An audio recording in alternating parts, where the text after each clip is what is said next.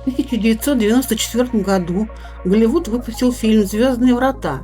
История о портале, который мгновенно переносит из одной точки пространства в другую. По сюжету, в 1928 году в Гизе откопали странное сооружение – кольцеобразную древнюю конструкцию. Быстренько, пока египтяне не заметили, перевезли в Америку и хорошенько засекретили.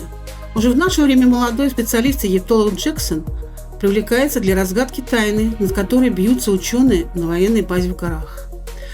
Таинственное сооружение оказывается проходом в другие миры, звездными вратами, древней конструкции, связанной с паром, тайными кодами и пирамидами.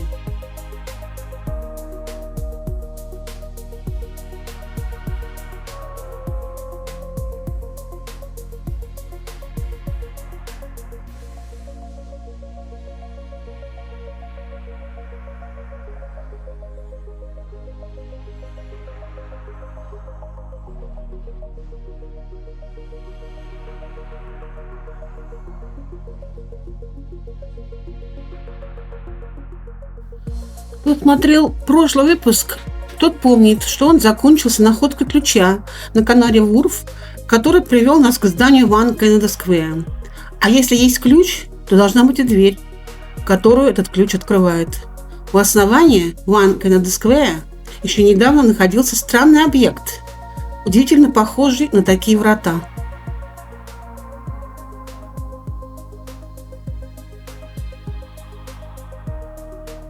Более того, под этот объект можно было спуститься вниз и смотреть на него снизу вверх, будто через звездную решетку или космический шлюз. Врата – это основание сооружения.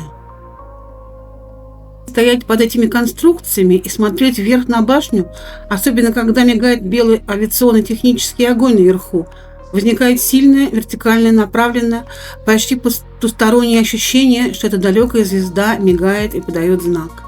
Подземная станция DLR, расположенная у подножия башни, накрыта огромными изогнутыми стеклянными навесами.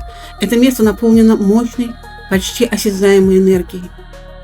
А на вершине здания та самая пирамида, из которой регулярно выходит пар. Официально это часть системы кондиционирования, но визуальная ассоциация слишком сильная, чтобы ее игнорировать. И особенно интригуют слова архитектора Сезара Пелли, который мистическим языком рассказал, что он задумывал пирамидальную вершину One Canada Square как аксис мунди, ось мира, связывающую небо и землю. А само здание описывает как портал to the sky и door to the infinite, портал в небо и дверь в бесконечность. И населенная звездных врат опиралась на реальное утверждение, что 3 египетские пирамиды Гиза повторяют расположение звезд пояса Ориона. Если продолжить звездную линию Ориона, она выводит нас с одной стороны к Альдебарану, любимой звезде Гитлера, который считал, что арийцы, к которому он себя причислял, прилетели Землю оттуда, а с другой к Сириусу, самой яркой звезде ночного неба, в созвездии Большого Пса. Да, Орион, как и Волопас, небесный охотник, у которого тоже есть свои псы, большой с Сириусом и малый пес с ярким проционом.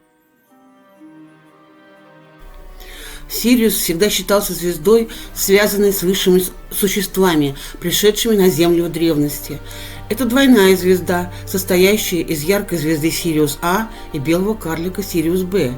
Эти звезды вращаются вокруг общего центра с периодом полного обращения в 50 лет.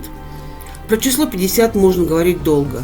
Тут и 50 дочерей Даная, 50 аргонавтов, 50 сыновей Ориона. У здания One Canada Square тоже 50 этажей. Еще Сириус имеет латинское название каникула, что значит собачка. Итак, Орион и его псы с Сириусом – это уже не просто астрономия, это небесные ориентиры, встроенные во врата между мирами. По ту сторону этих врат, под личиной египетских божеств, обитают высокотехнологичные захватчики Гуаулды – Осирис, Исида, Анубис и бог Ра. Связь Анубиса с Сириусом, собачьей звездой, прослеживается в его облике. У него человекоподобное тело с головой шакала. Анубис – бог, который ассоциировался с загробной жизнью. В его функции входила подготовка тел к бальзамированию, охрана могил и обеспечение перехода душ в загробную жизнь. Но царем загробного мира, владыкой душ умерших, был верховный бог Осирис. Он пришел из системы, которую древние египтяне считали обителью душ. Его имя связано с Орионом. Между Анубисом и Осирисом есть определенное разделение полномочий. Анубис – это исконное божество некрополя, проводник душ, а Осирис – зеленокожий владыка загробного мира, его царь, причем царь мертвый. Он был убит своим братом Сетом, который рвался к власти. Сет обманом заманил Осириса в саркофаг, который замуровал и сбросил в Нил. Исида, верховная богиня, жена Осириса, нашла саркофаг и принесла тело Осириса назад. Но Сет выкрал тело, разрубил его на 14 частей и разбросал по всему Египту. Изиде удалось найти все части тела, кроме детородного органа, который был съеден рыбами. Детородный орган она вылепила из золота и соединила все части воедино. Анубис провел ритуальный обряд и на короткое время оживил Осириса, что позволило Исиде забеременеть и вскоре родить сына Гора. Гор вырастет, свергнет убийцу отца Сета и вернет трон. И больше не будет новых царей в Египте. Все последующие цари будут считаться вечным воплощением Осириса. Кстати, к монаршей особе, королю, царю, императору, следует обращаться Сир. Не путать с сэром. Сир – прямая отсылка к Осирису, мертвому царю, и Сириусу, собачьей звезде. В высшей степени странное название. Для древних Сириус был не просто яркой точкой на небе. Его называли дверью. Это была дверь между Явью, нашим миром, и Навью, миром мертвых. Пока звезда не появлялась на небе, египтяне не хранили своих усопших. Дверь считалась закрытой, а значит, души не могли перейти границу между мирами.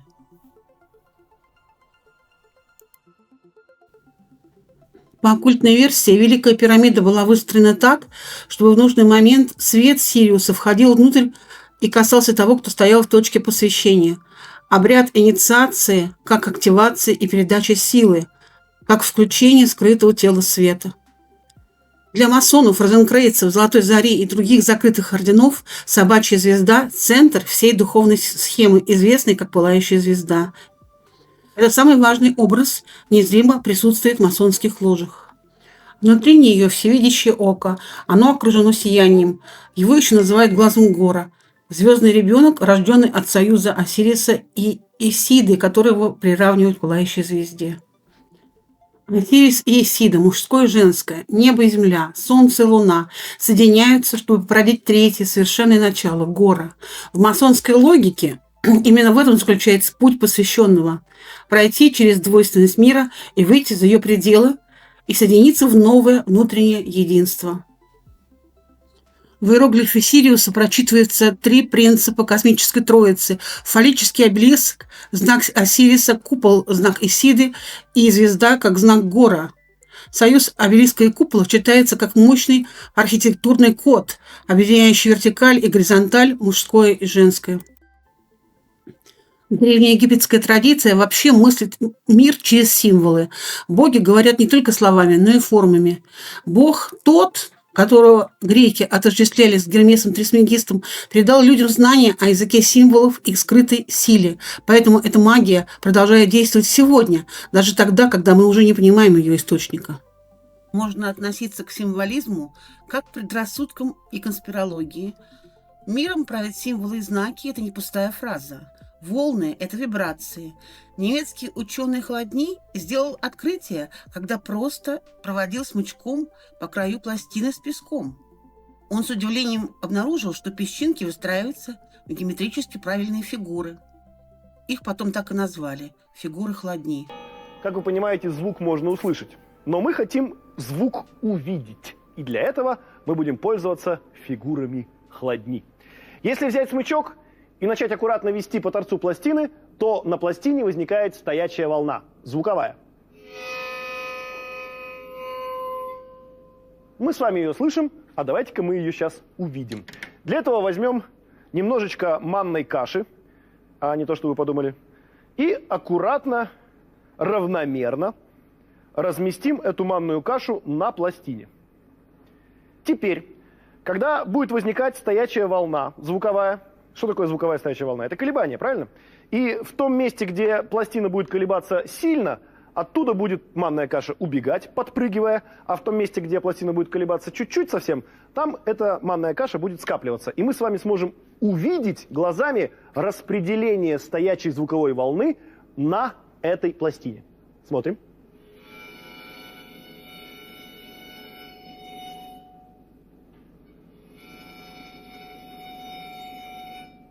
Начинает проявляться, да? Красота какая, смотрите. Японский ученый Масару Эмото пошел еще дальше. Он наливал в емкость воду и замораживал ее. В процессе замерзания воды ученый произносил добрые или злые слова, а также изучали разные звуки природы и мелодии, от классической музыки до тяжелого рока. Замерзшие кристаллы воды поражали то красотой, то уродством, в зависимости от полученных вибраций. То есть, по сути, являлись застывшей реакцией на частоты, оказанные на них вибрации. Если идти от обратного, то символ – это тоже застывшая реакция на определенные вибрации. Символы – это не опознавательные знаки чего-либо, не реклама и не религия. А значение символов гораздо глубже, чем Моисеевы скрижали из Библии.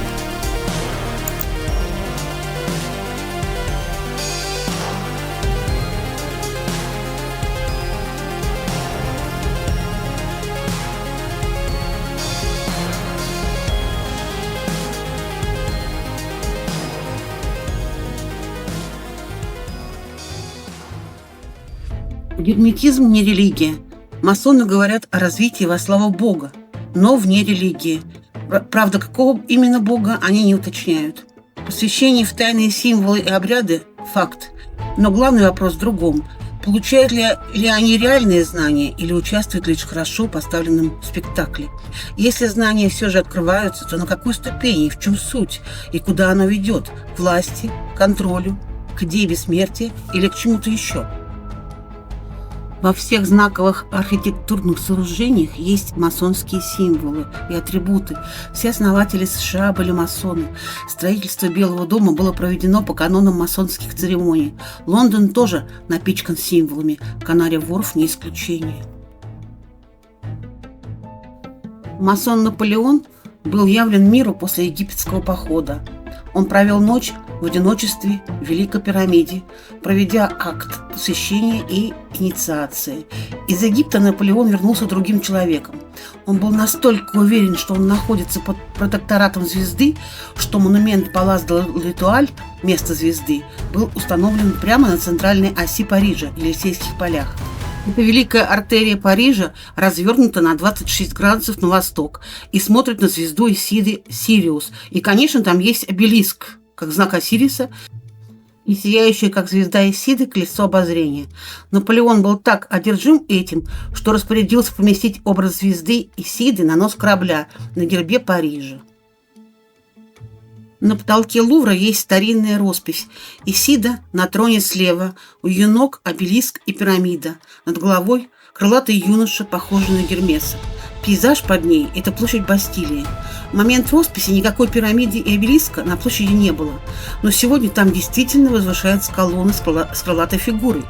А в конце 80-х к этому образу добавили еще и пирамиду. На ее открытии присутствовал президент Миттеран. Трудно поверить, что перед нами случайность. Получается, целый город может быть выстроен как идеологический объект. А по другую сторону Атлантики состоялся еще один ритуал. Первый президент США Джордж Вашингтон заложил Капитолий. И так пришло время подытожить. Масонство – это поздняя форма закрытого общества, собравшая в себе черты более ранних союзов – монашеских орденов, рыцарских, пиратских и торговых корпораций и других иерархических сообществ, в которых присутствуют ритуалы посвящения и жесткая внутренняя дисциплина.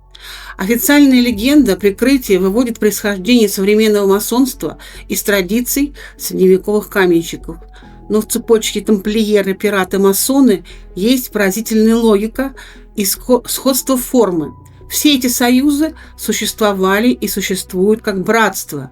Членство формируется под присягу или клятву. В них соблюдается строгая иерархия, закрытость от обычного общества. Они имеют свой код, свои знаки, свои легенды и свой язык посвященных. Их объединяет еще одна вещь – одержимость символикой смерти. Череп, кости, скелет, песочные часы, могила, руины, тьма, воскрешение – все это почти всегда означает работу с темой смерти как порога, испытания и перехода. И почти у всех в центре стоит идея перехода, умереть для старой жизни, но переродиться, чтобы войти в новую и переступить порог, за которым начинается власть, знание и новая форма избранности и влияния. Ну да кто они такие, эти любители мертвечины, черт возьми? Пираты массово появляются как черт из табакерки в XVI-XVII веках. Они шли с севера и рыскали по всей акватории северного полушария. На этот же период приходится эпоха великих географических открытий. Это XVI-XVII века.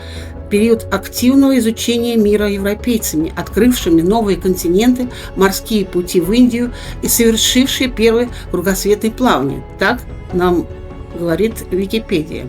То есть, иными словами, провернули грабеж, колонизацию и прихватизацию полупустых земель, население которых практически не оказывало сопротивления, потому что было истощено и умерщвлено после всемирной катастрофы, потопа, случившегося в середине XVII века, и назвали это великими открытиями.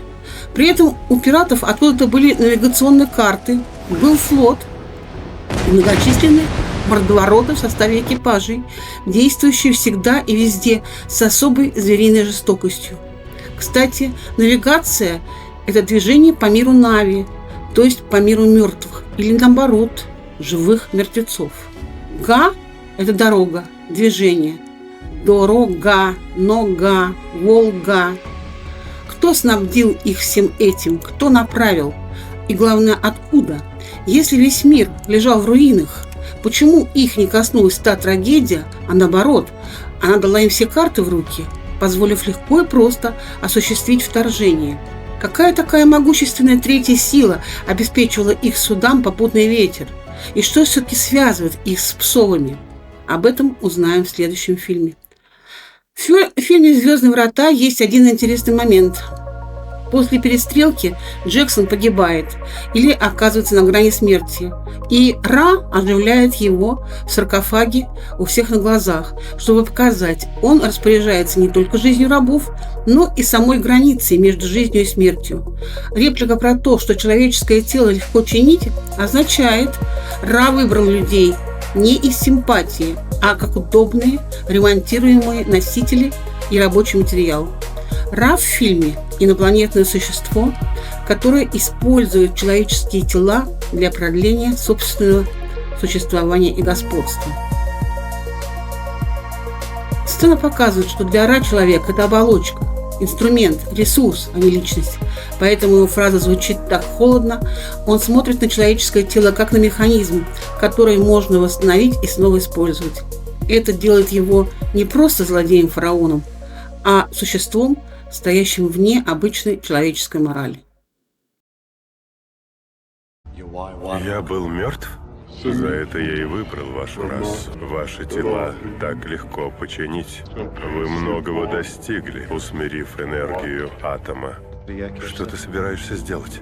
Вам не следовало открывать врата. Скоро я отправлю ваше оружие назад в ваш мир. Вместе с грузом нашего минерала, который во 100 крат увеличит разрушительную силу вашей бомбы. Зачем тебе это? Я создал вашу цивилизацию, а теперь уничтожу ее. Но прежде чем мои работники усомнятся в моих полномочиях, ты докажешь, что я их единственное божество, убив своих спутников. А если я откажусь? Тогда я уничтожу тебя и всех, кто тебя видел. Есть лишь один Ра. Спасибо за просмотр. Если вам понравился материал, пожалуйста, поставьте лайк этому видео. Канал молодой, и ваша поддержка будет очень кстати. Спасибо.